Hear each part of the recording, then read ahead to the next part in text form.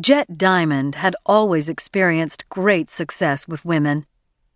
They fell for his sexy Mediterranean blue eyes, sculpted cheekbones, the tousled lock of dirty blonde hair that fell casually over his forehead, his athletic body and cocksure attitude.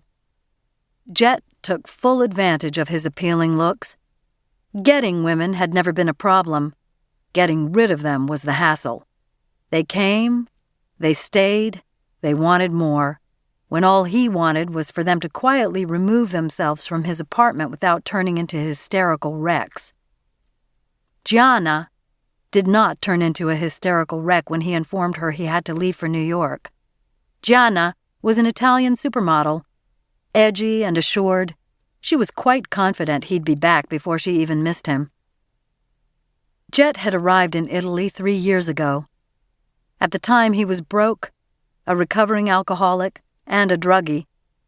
Within months, he'd managed to clean up his act, thanks to an excellent rehab program, signed with a modeling agency, and soon after that, he'd made a name for himself appearing in popular cigarette and liquor commercials on TV and in print ads for everything from expensive cars to designer suits.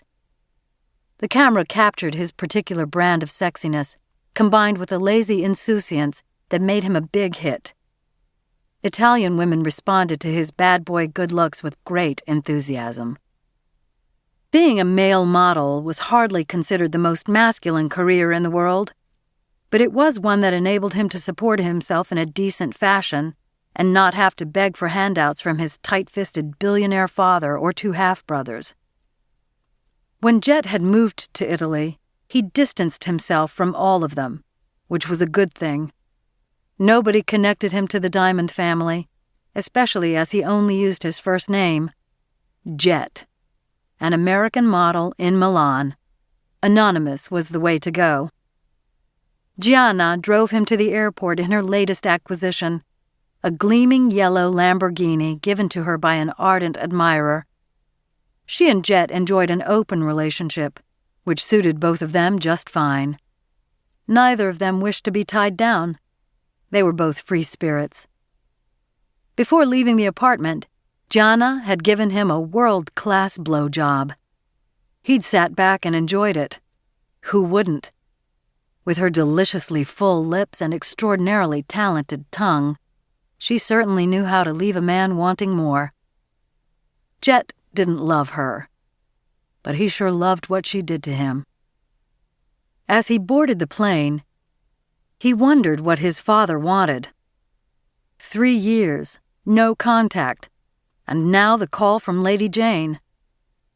"You don't have to go," his inner voice informed him. "Really?" "Yeah, really. But hey, I'm curious." "Of course you are. He's Red Diamond.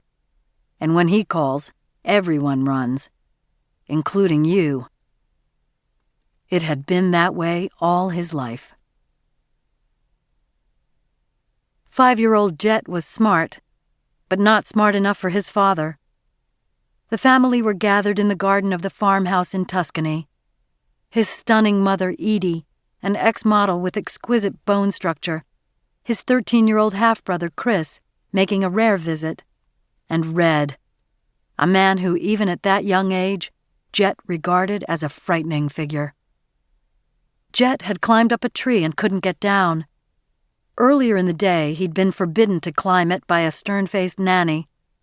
But later, he'd watched Chris snake up the huge oak tree like it was nothing, and he'd thought, why can't I do that? Now, he was trapped up high, clinging tightly to a branch, and he was scared.